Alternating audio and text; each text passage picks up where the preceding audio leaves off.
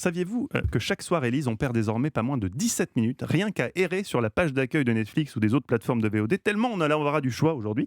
Heureusement, pour nous guider, il y a maintenant Eva Rock.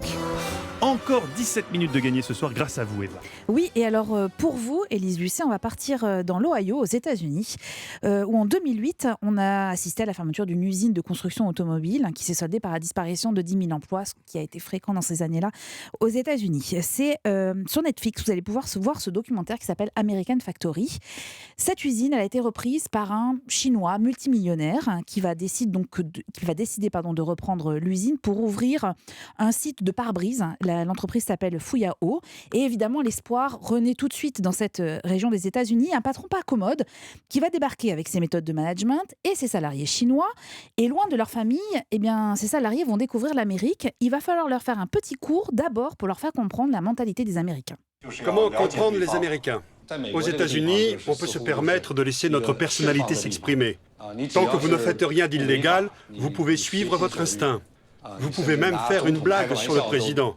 Personne ne peut vous l'interdire.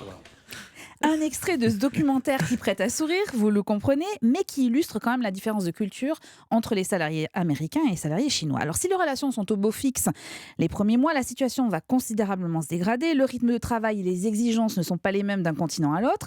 L'équipe américaine est d'ailleurs invitée en Chine, histoire de bien comprendre le terme de rentabilité. Dialogue entre deux cadres. Vous avez 8 jours de congé par mois, le week-end de libre, et vous ne travaillez que 8 heures par jour. C'est la belle vie. Ouais.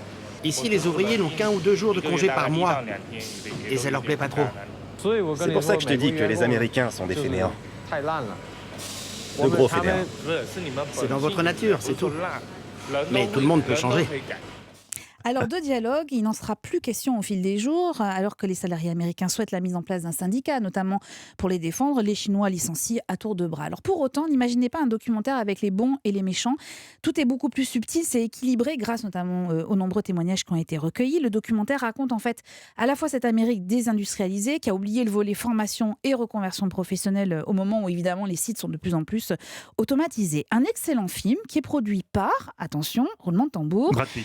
Michel et Barack Obama. Ah, Michel Augustin, j'ai Et cru. oui, étonnant d'ailleurs qu'un ancien président produise un documentaire qui illustre la situation peu glorieuse d'une économie dont quand même il a été un des acteurs. Mais c'est eux qui ont produit ce documentaire qui est à voir sur Netflix. D'autres documentaires produits par le couple sont déjà prévus. C'est un excellent film et qui s'appelle American Factory. Et qu'on regarde donc quand on veut. Que vous regardez quand vous voulez, c'est l'avantage des Emballé, plateformes. c'est pesé. Merci. 17 minutes de gagner. Merci Eva Rock.